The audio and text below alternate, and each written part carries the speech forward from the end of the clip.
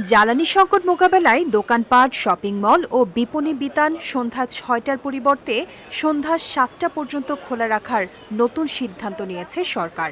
দুপুরে এ কথা জানিয়েছে জ্বালানি প্রতিমন্ত্রী অনিন্দ্য ইসলাম আমিত। বলেন, দোকান মালিকদের বিশেষ আবেদন বিবেচনা করে পূর্বের সিদ্ধান্তটি পুনর্মূল্যায়ন করেছেন প্রধানমন্ত্রী।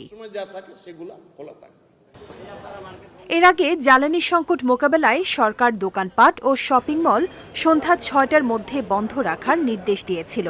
মধ্যপ্রাচ্যের যুদ্ধ পরিস্থিতির কারণে বৈশ্বিক জ্বালানি সরবরাহে চাপ তৈরি হওয়ায় বিদ্যুৎ ও জ্বালানি সাশ্রয়ের লক্ষ্যে এই সিদ্ধান্ত নেওয়া হয়।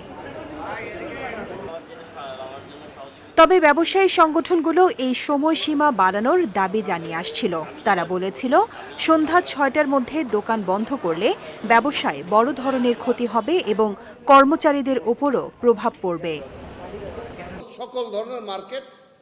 জ্বালানি প্রতিমন্ত্রী আরও জানান, নতুন সময়সূচি কার্যকর হলেও বিদ্যুৎ ও জ্বালানি ব্যবহারে সাশ্রয়ী হতে ব্যবসায়ীদের প্রতি নির্দেশনা বহাল থাকবে। অপ্রয়োজনীয় আলো ও বিদ্যুৎ ব্যবহার কমানোর উপর গুরুত্ব আরোপ করা হয়েছে। এদিকে সরকারি সূত্র জানিয়েছে, পরিস্থিতি পর্যবেক্ষণ করে ভবিষ্যতে সময়সূচিতে আরও পরিবর্তন আনা হতে পারে। এছাড়া কাঁচা বাজার, ওষুধের দোকান ও জরুরি সেবামূলক প্রতিষ্ঠান আগের মতোই এই নির্দেশনার বাইরে থাকবে। বিজয় টিভি নিউজ ডেস্ক।